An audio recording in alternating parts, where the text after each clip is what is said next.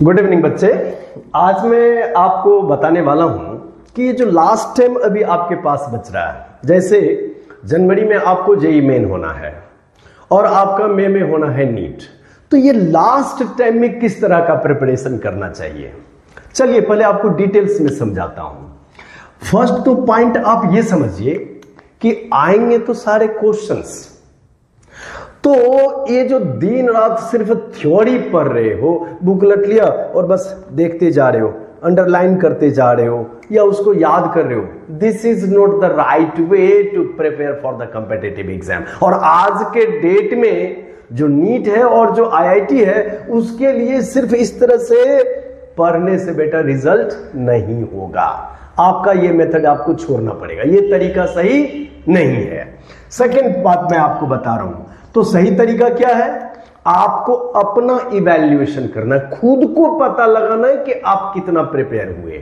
इसके लिए आपको क्या करना पड़ेगा बेटा, आपको टेस्ट देना पड़ेगा, भर भर के टेस्ट दीजिए। प्रत्येक 3 दिन में एक टेस्ट देना चाहिए, एवरी 3 डेज में आपको एक टेस्ट देना चाहिए। अब देखिए टेस्ट का मतलब क्या होता है, जैसे कि फिजिक्स में 25 क्वेश्चन आईआईटी जेईई में है आपका, उसके बाद में केमिस्ट्री आपके पास में 25 क्वेश्चन है, आपके पास में मैथ 25 क्वेश्चन है, टोटल 75 क्वेश्चन आपके पास है। तो आप टाइम टेबल के साथ में आप बैठो, टेबल चेयर लगा करके और क्वेश्चन सोल्व करना शुरू करो। पूरे 3 आवर्स में पेपर लिख करके ही उठना है, बीच में आपको उठना नहीं है। इस चीज का प्रैक्टिस आपको करना होगा। उसके बाद अब आप क्या करोगे, try to finish the physics paper in 1 hours only, try to finish the chemistry paper in 1 hours only and try to finish the math paper in 1 hours only।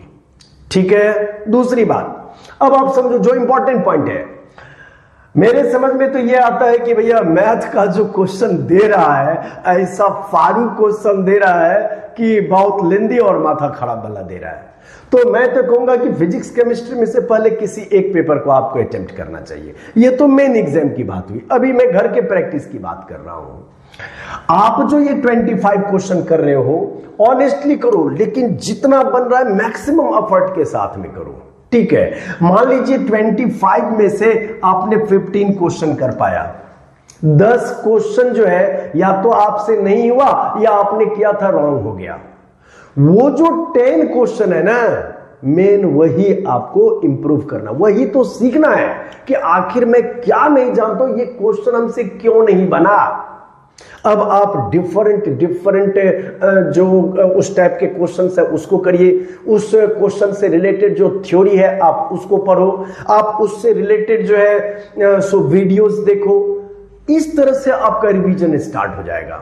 तो आपका 15 क्वेश्चन हुआ, अब 10 क्वेश्चन जो आप सॉल्व नहीं कर पाए, ये 10 क्वेश्चन बेटा, पहला तो वो आईआईटी का क्वेश्चन है, लूज सेंस का क्वेश्चन तो नहीं ही होगा ना, आईआईटी का क्वेश्चन है भैया।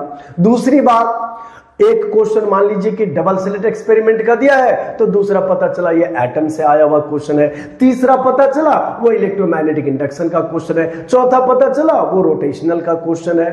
तो जब इस एक एक क्वेश्चन को आप करने लगोगे, रिलेटेड थ्योरीज को आप बार बार देखो, रिलेटेड क्वेश्चंस को बार बार करो और सेम क्वेश्चन के सॉल्यूशन को एक सेल्फ सेटिस्फेक्शन के साथ करने का प्रयास करो। अपने टीचर का हेल्प ले सकते हो, आप YouTube का हेल्प ले सकते हो, आप किसी दूसरे बुक्स का हेल्प ले सकते हो, लेकिन सेल्फ सेटिस्फेक्शन के साथ आप सोल्व करो। ऐसा सोल्व करो भले ही आज ना हो, कल भी सारा दिन चला जाए, परसों भी सारा दिन चला जाए, लेकिन उन 10 क्वेश्चन को जो सोल्व नहीं हुआ है, बिना 100% किए आप छोड़ना मत। और देख देख करके नहीं, जब आपको समझ में आ गया बंद करिए और खुद से क्वेश्चन का सॉल्यूशन पूरा लिखिए। लिखने का प्रैक्टिस बढ़ाओ, लिखना बहुत इंपॉर्टेंट है क्योंकि एग्जाम में आपको लिखना पड़ेगा। तो लिखने का प्रैक्टिस, फाइनल आंसर तक निकालिए कि आपसे हो रहा है कि नहीं हो रहा है। जब आप इस तरह से पूरा एफर्ट दोगे तो आपको पता चलेगा स्टेप बाय स्टेप कि हम कहां पे गलती कर रहे, क्या गलती कर रहे, क्या सही होना चाहिए। और यही काम आपको केमिस्ट्री में करना है और प्रत्येक 3 दिन पर में आप देखेंगे 10 क्वेश्चन का यहां पर करेक्शन हुआ, 10 क्वेश्चन का यहां पे करेक्शन, 15 क्वेश्चन का यहां पर में करेक्शन होगा। 35 क्वेश्चन का करेक्शन आपका 3 दिन के अंदर में हो रहा है। तो बेटा 3 डेज में 35 नया क्वेश्चन आपने सीखा, नया ट्रिक्स, नया टेक्निक्स, नया कॉन्सेप्ट जो कि आपके पहले नहीं पढ़ रहा था। तो आप जरा इमेजिन करो कि 30 डेज में कितना सीखोगे आप जरा इमेजिन करो। 3 दिन में आपने इतना, तो 10 टाइम्स 350 नया कॉन्सेप्ट भाई साहब आप 1 महीना में सीखने वाले हो।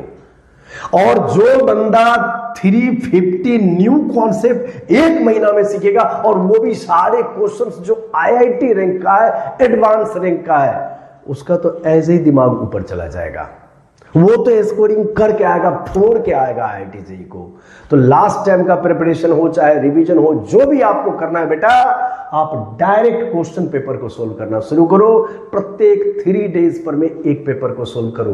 पेपर सोल्व करने से आपको क्या होगा, आपके अंदर जो एग्जाम को लेकर के एक फोबिया है, एक एंजाइटी है, वो भी चला जाएगा। पहला तो ये बेनिफिट आपको होगा। दूसरा बेनिफिट जो डर है एक वो कट जाएगा।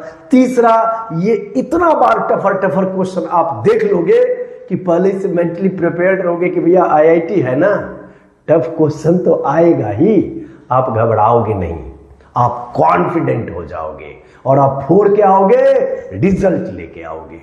तो चलो यही है आज का ट्रिक्स कि हम आईआईटी जेईई का कैसे प्रिपरेशन करें। आज के लिए इतना ही, ठीक है, बाय बाय।